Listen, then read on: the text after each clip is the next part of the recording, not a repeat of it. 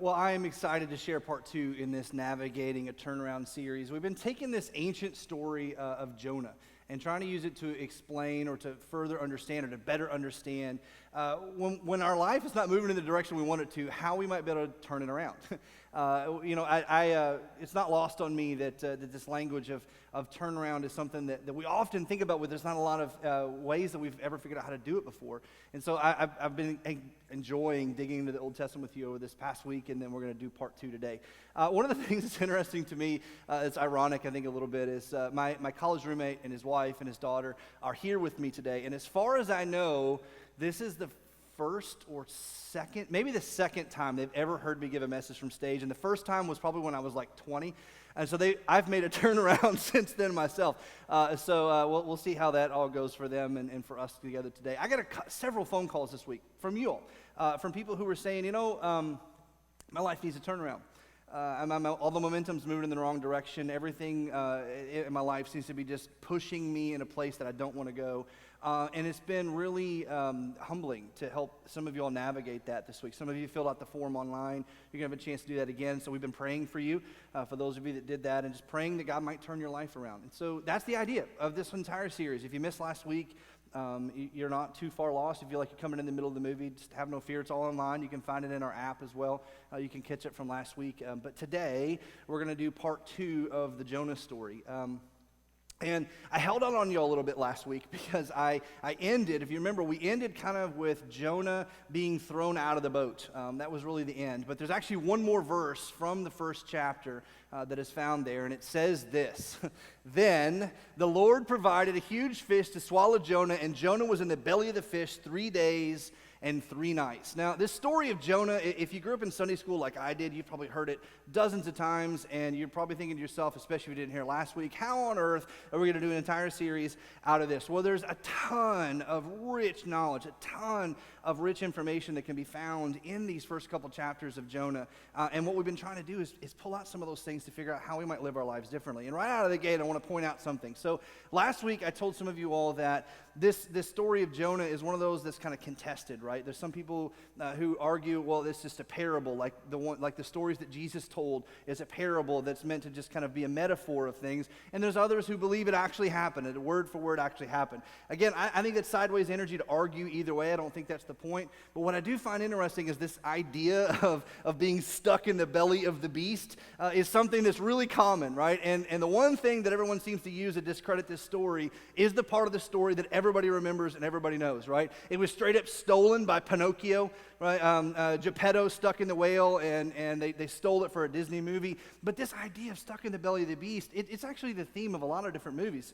It's the theme of The Lion King, if you think about this from the deep way. It's the same theme from Star Wars, from Gladiator, from a lot of different movies. And the reason is because we can all relate to this idea of kind of being stuck in a situation that's not really what we want to be. Right? I mean, I got to guess. If I can relate, then I'm going to guess you probably can too. Of being stuck in a situation where it's like rocking a hard place. You know, you want your circumstances to change, you want your situation to change, but there doesn't seem to be any answer. Like Jonah's literally stuck in a fish underwater. Like he's not going anywhere. There's nowhere for him to go. And maybe you've never been stuck in a fish before, but I'm going to guess you've probably been stuck in a situation that you didn't know how to get out of. I think that that's common to the human condition. And I also think that there's an answer to that. I think there's an answer that God might have for us, and it's found in a lot of the stuff that Jonah says. And so the way Jonah's next chapter goes, you close the book on chapter 1 and open up chapter 2. Now Jonah all of a sudden is stuck in the fish, and it says that he prayed. Jonah prayed from inside the fish. He prayed to the Lord, his God. And his prayer is just so interesting. It's actually broken up into 4 parts. In each of the parts, there's this idea that his situation still stinks, okay? But God is doing something. And I want you to notice, we're going to go through each of these kind of couplets for the next few minutes. This is where we're going to spend the bulk of our time. But every time Jonah kind of talks about part of his situation and things not going very well, he relates it to something that God is doing. And it's like Jonah's life is so kind of like this, but God is doing something else. And there's this downward momentum and this downward honesty, this downward transparency from Jonah, along with this rooted kind of exploration or understanding of what God is doing in his life. So I kind of want to break it down for you and spend some time here. And I want you to take a look at this and see what's happening. So here's how it starts. Jonah said this, "In my distress, I called to the Lord, and he answered me from deep in the realm." Gosh, this is so huge. "From deep in the realm of the dead, I called for help." Jonah is feeling like his life is over, like it's just sapping the life out of him. He's stuck in a situation he can't control. He's stuck in a situation he can't change. And this whole mess, this whole storm that he's created for himself, again, through behavior is where he began. If you remember last week, he made a decision to defy God, and it's led him into this mess. And so he's like, this whole mess, I just can't do this anymore. It's sucking the life out of me. But interestingly enough, he said, "From the realm of the dead, I called for help, and you listened to my cry." So Jonah, his situation is nothing but mess.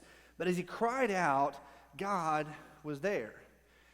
And he literally uses the language of the dead. Like, I called up in this place where I didn't think there was any life left in me. I was in a huge mess. And so I think that leads us to kind of our first statement that Jonah would say about what he discovered about his situation is that you're never too far away from God. Jonah's in a fish, okay? He's literally in the bottom of the ocean, which just sounds like the worst situation to me in the world. I don't want to like freak anybody out, but I know that I've been on a cruise ship once in my life. And have you ever been on one and stood on the back of the boat at night and looked out across the water? Like, we tell our kids not to be afraid of the dark because there's nothing, but that's lies. You should be terrified of how dark that is out there. It's just really, really bad. And so that's the darkness that Jonah's experiencing. He gets swallowed by a fish and sucked down into the bottom of the ocean. But even there, in the midst of that distress and in the midst of that mess, he cried out, and God was not that far away. How hard is it, though? Let's just be honest, okay? When we're in the storm of our own, when you're in your mess, when you're in your rock or in a hard place moment, how hard is it to remember that? And for some of you all, you've never known that before. Some of you all, following God has been the last thing on your mind, or seeking out God's will for your life has been the last thing on your mind. And so maybe you never thought, maybe you never even considered crying out to God in this mess you found yourself in, crying out to God in this situation that desperately needs a turnaround. But what Jonah discovered is he needed to turn around really bad, and in the middle of that, the first thing he did was cry out, and God heard him.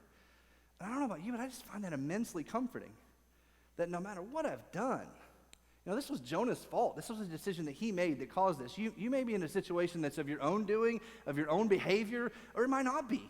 You could just be in a mess. And no matter how far away you feel or how alone you are, you're actually not. And I find that really, really comforting. And that kind of leads to the second couplet. Listen to what Jonah does next. It says this, "You hurled me into the depths." And right off the gate, you got to say, hold on a second. Wait a minute. If you read the story last week or you read the part of this, you remember that it wasn't God that hurled him into the water. It was the sailors, right? And they were having this argument like, oh, we don't want to throw him into the water. That's terrible. But then they just seemed like to have no choice. The storm got worse and the waves got crazy. And so they made this decision to throw Jonah overboard because he told them to. But here, in Jonah's interpretation, like he's in the fish and he's thinking about his situation. He's thinking about his situation and how he got there. And he comes to this place where he goes, "You hurled me into the depths, into the very heart of the seas. And the current swirled about me. All your waves and breakers swept over me. And then I said, I have been banished from your sight." I've been banished from your sight. This word banished that he's using literally means to be abandoned. So Jonah said, I got cast out in the water. I got cast out into the deep. You did this, and I felt completely abandoned. I've spent more than one season in my life having, and forgive me for this, but I'm just being completely transparent, having these kind of like pity party moments for myself, where I'm like, God, where are you? And whenever we're experiencing hardship, I do this, so I'm going to guess that you do too. Let's just be really honest. Whenever we experience hardship, one of the first things we as Jesus followers do is go, God, where are you? Like, why are you not here? How are you not? Do you see what's going on in this life? And there's this difficulty, right? There's this difficulty that we face where we kind of get into this question. God, did you do this? Are you punishing me for something? God, is this the result of my behavior? And sometimes the answer to that is yes. Like it's somewhere, some combination between the two. And we don't really like to hear that very much, but let's just be honest. I mean, there's sometimes we make decisions that are not God's best for us, right? There's even if you're not a Jesus follower, you have to understand this concept. Sometimes we make decisions that are not best for us. We did it in the moment because it felt like the right thing to do. It felt like the perfect response to the situation we're in. But then all of a sudden, maybe a day later, maybe a week later, maybe a month later, we find ourselves going, wow, that was not good. That was dumb. and then we're in a storm, and then we're in a mess. And that decision leads to another decision, leads to another, and all of a sudden we've got all this downward momentum going in our life. It's leading us away from where we wanted to go. Well, God knows that. And in Jonah's case particularly, he made a decision that was leading him away from God's best for his life. He made a decision that was not what God wanted him to do. And God had this perfect plan. He had this perfect plan for Jonah and what he wanted him to do. And instead of living into that, he ended up going in the opposite direction. And some of us have done the same thing. Let's just be real for a minute. You have made decisions in your life that have not been God's best for you. And so what Jonah came to realize about that situation was that he made a decision that was not God's best for him. He wasn't being rejected. He was being corrected. He was being corrected. Like, as a parent, I understood this. When I was a kid, I didn't get this. I always thought my parents were being mean. But now as a parent, it's totally different. Like, I tend to be one of those, like, controlling dictators when we're in a parking lot. I don't know why I've always had this terrible fear that something awful is going to happen to my kids in a parking lot. Cars aren't paying attention. You can ask them. I always say the same 3 or 4 things, like, people driving through this parking lot are not paying attention to you. They don't care. Like, they don't want to hurt you, but they got stuff to do. And so I'm a control freak. They step out of line. We need to walk around like that Beatles album where they're right behind me, okay? That's everywhere we go. And if they don't do that, I just kind of like freak. That's the one moment where I get loud or I clap my hands at my kids and like, no, pay attention. Because I don't want them to get hurt, right?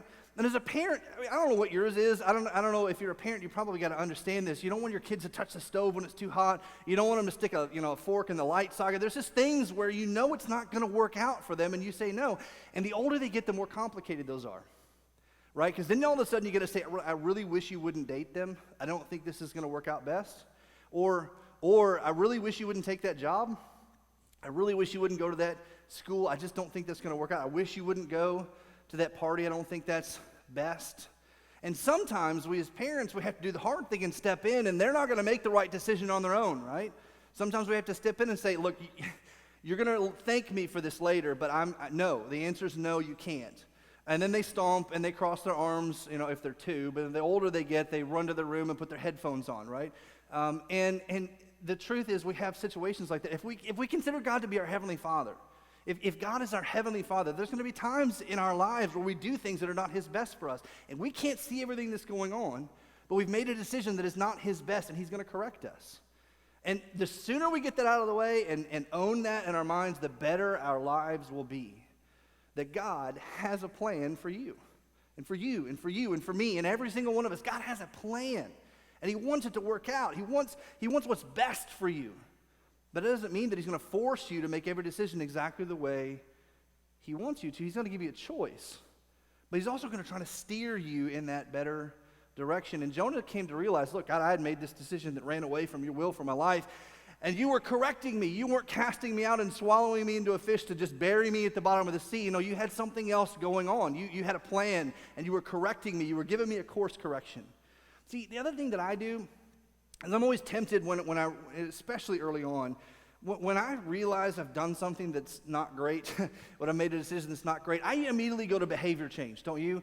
Right? If we find ourselves, we've upset someone we're in a relationship with, your spouse, your kids, you just say, well, I won't do that again, right? You ever said that before? I just won't do that again. Well, that's behavior change. There's something deeper than that actually has to change. There's something deeper than that has to go forward. And so what's going on in Jonah's life is he's realized there's something more than just behavior change here. There's something more than just behavior change. God has something else for me. That leads to the next couplet. Listen to what he says. The engulfing waters threatened me. The deep surrounded me. Seaweed was wrapped around my head like a seaweed turban. To the roots of the mountains I sank down. The earth beneath barred me in forever. Jonah is feeling like his entire life is collapsing in on itself. Everything around him is just getting darker and darker and darker, and he's feeling claustrophobic. Have you ever been in a storm like that before? Like, every decision you make just kind of seems to make it worse. And all of a sudden, you just find yourself in a place where stuff's just getting worse and worse and worse and worse, and the light just seems to get drained from the room. There's one other season in my life that I can remember that I made a decision that desperately needed a turnaround. And it seemed like no matter what I did, no matter how I tried to fix it, no matter how I tried to change it, no matter how times I apologized about it, it just got worse and worse and worse because I wasn't really addressing the right piece of it. I was just saying, well, I just won't do this again. I won't make that decision again. I won't go in that direction again. But there's something more complicated than that. There was something inside of me that was broken. There was something inside of me that was broken. There was something inside of me deeper that needed a turnaround. It needed to move in a new direction. It needed the momentum to shift. And sometimes we make the mistake when our lives are just kind of spiraling out of control. We make this decision, we make this mistake that we'll just course correct on our own, right? I can fix this. I can mitigate this. I've talked to so many people who are addicts or alcoholics who say those very words. And if you're a recovering addict sitting in this room, you know what I'm talking about.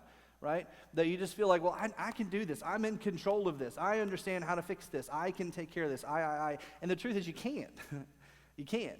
I wish you could. Gosh, I wish there was a button that you could hit. I wish there was a magic formula that you could do, but it's just not how it works. And God knew that. And Jonah was starting to experience that of his own volition, right? He got on the boat, and then he went to Joppa, and then he told the sailors just throw him overboard because the storm was getting so bad. And he knew that there was no fixing it on his own.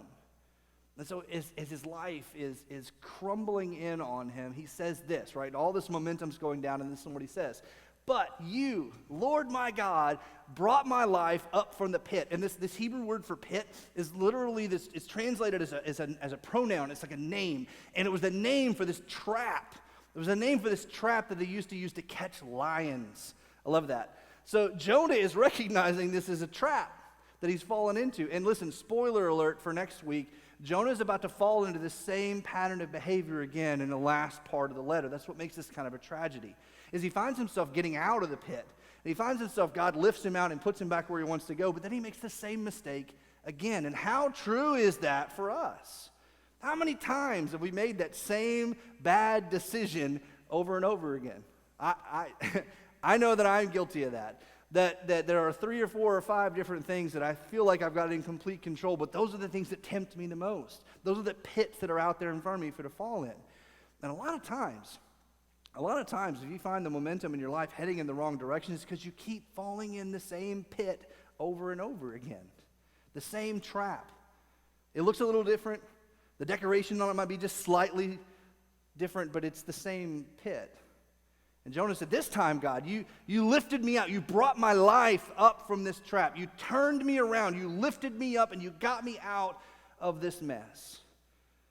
But it took Jonah come to the realization that everything in his life, right, he had to go deeper than just his behavior.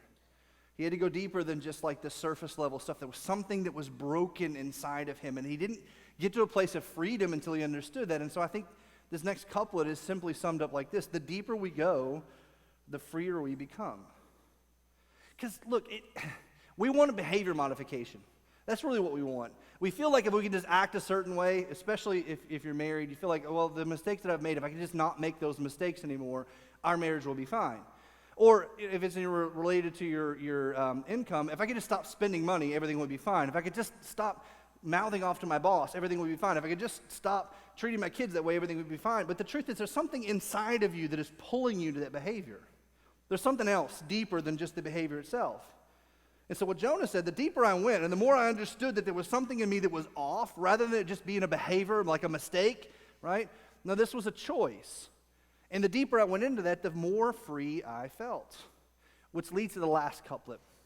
This is the big one. Listen to this last thing that Jonah says in his prayer. When my life was ebbing away, I remembered you, and my prayer rose to your holy temple.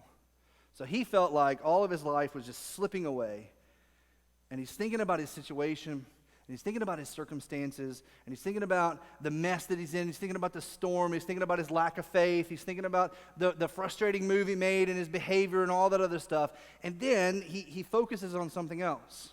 He remembered that God was faithful. He remembered how God had been with him before. And like I said at the very beginning of this, gosh, that's the hardest thing, isn't it? Like when we're in the middle of a mess, it's so hard to remember all the times that God has already brought us out of other messes. It is for me. You know, like we get blinders on and we forget that God is a God of hope, that God is a God of grace, that God is a God of love, and that he has a plan. All we can see is the storm. And in Jonah's case, all he can see is the darkness of this fish that he's trapped in underwater. And he just, he's focused on his circumstance, and then he remembered. He shifted his focus. He went from focusing on where he was to focusing back on God and this plan that God had. And all of a sudden, he didn't feel as overwhelmed by his situation anymore. In fact, he felt like he was serving the God who was an overcomer. That God is consistently overcoming situations like this. That God has story after story that Jonah would have known of times when God showed up, when people were stuck in such messes and helped them overcome them. And so what Jonah is saying in the middle of this is, I don't have to be overwhelmed. I can overcome. And specifically, I can overcome because God is with me. That's huge.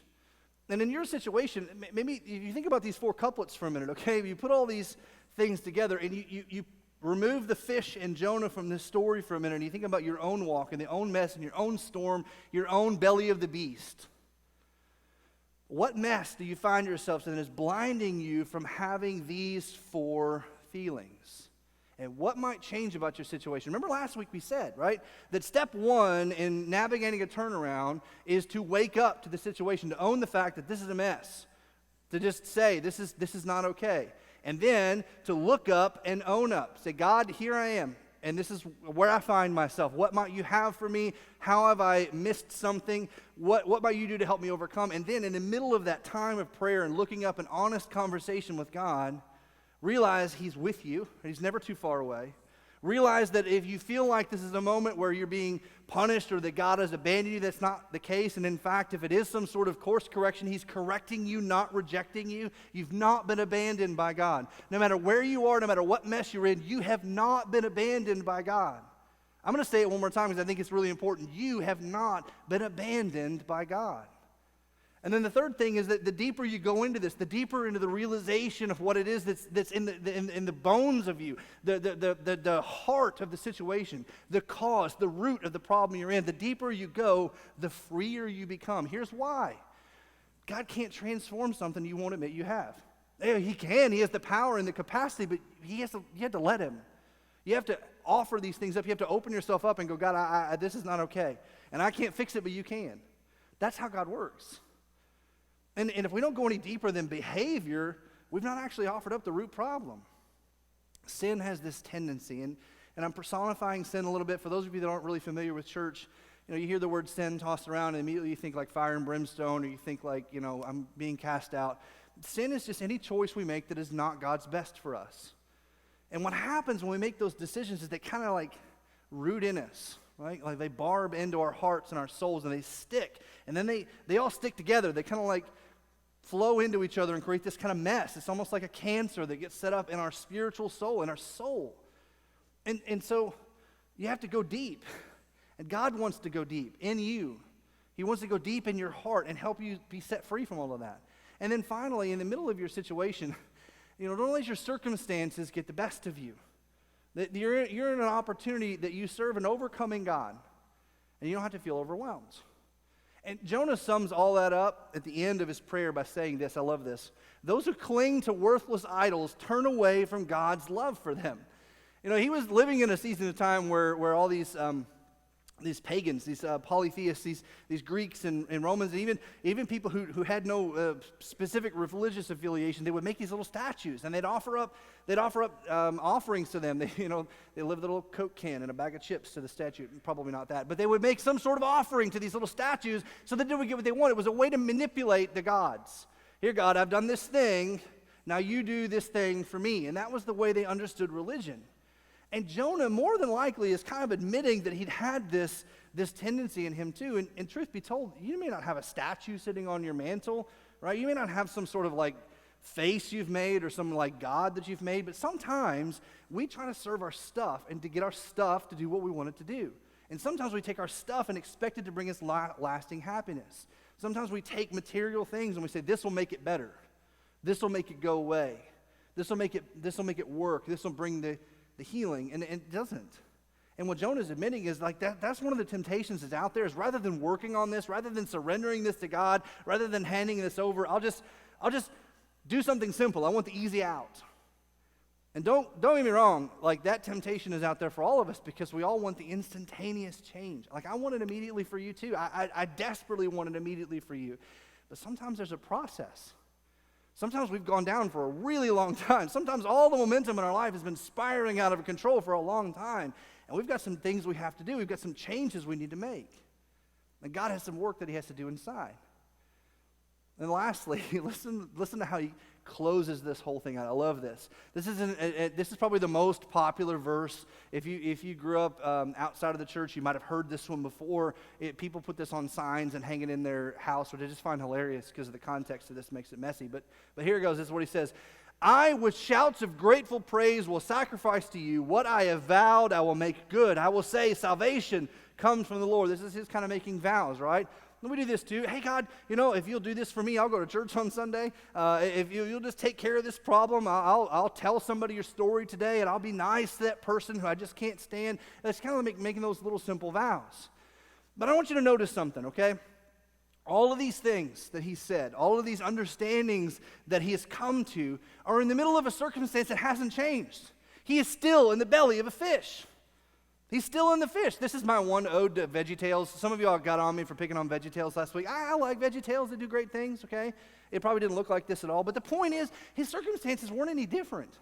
He was still in the belly of the beast. But his perspective had suddenly shifted. And from that shift of perspective, God can do something. And he already saw that God was bringing him salvation. The salvation wasn't from the fish. That wasn't the point. That's what paints this whole picture so much better for us, as we understand Jonah realized he didn't need salvation from the fish. There was something deeper. There was something much more meaningful that was happening. And he said at the very beginning of this, listen to the way Jonah describes. Because he's writing this story about himself. Listen to this, the way that he describes what happened at the very beginning. Now the Lord provided a huge fish to swallow Jonah, and Jonah was in the belly of the fish 3 days and 3 nights. God rescued him with a fish. That's the way Jonah saw it. Even though we we look at the pictures, especially the one I showed last week, it looks like this massive, nasty fish is swallowing Jonah and defeating him. It's not the way Jonah interpreted his situation anymore. He saw this as a way that God got his attention. He saw this as a place where God was enacting change in him. Now, just to close the chapter out, this is kind of gross, but here's the end of it. This is what happens. And then the Lord commanded the fish, and it vomited Jonah out onto dry land.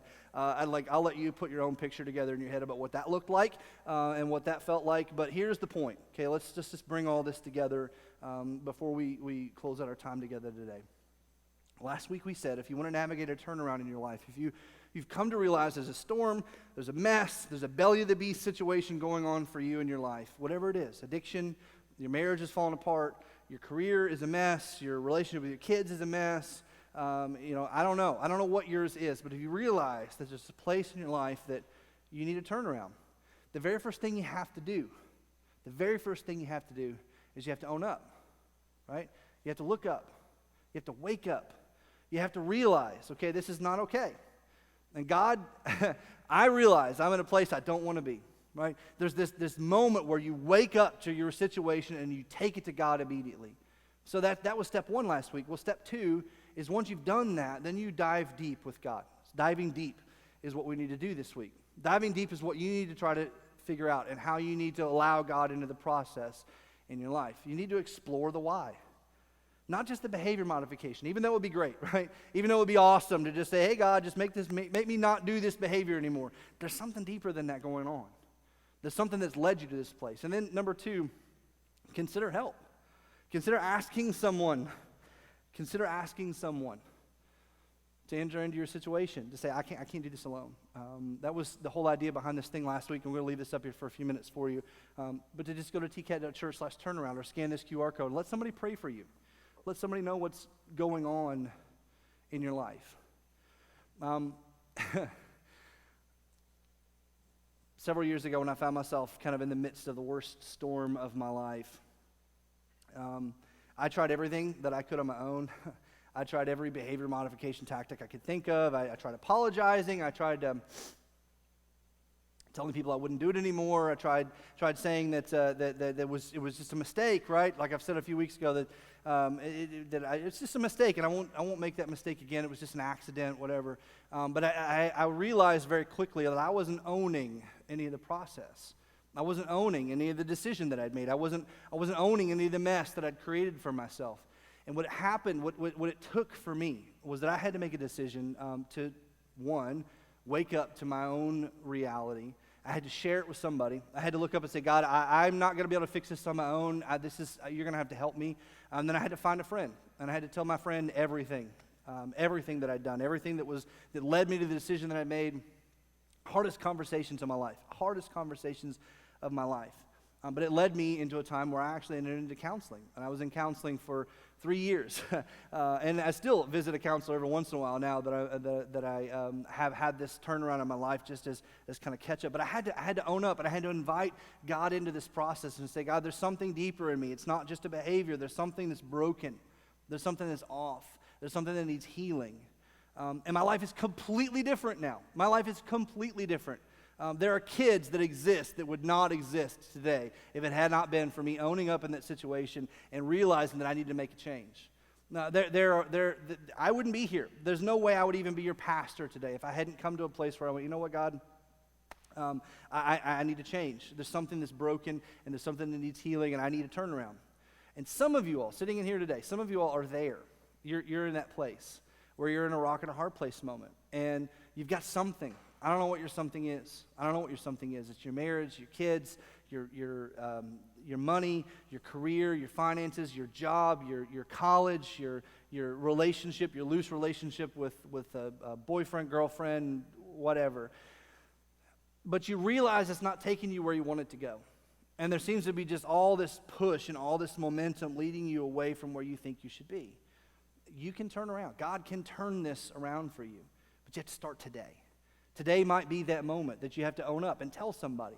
And if it's not us, right, if you don't feel like exploring the wire, considering help yet, would you at least let us pray for you? Would you at least let us pray for you in your situation?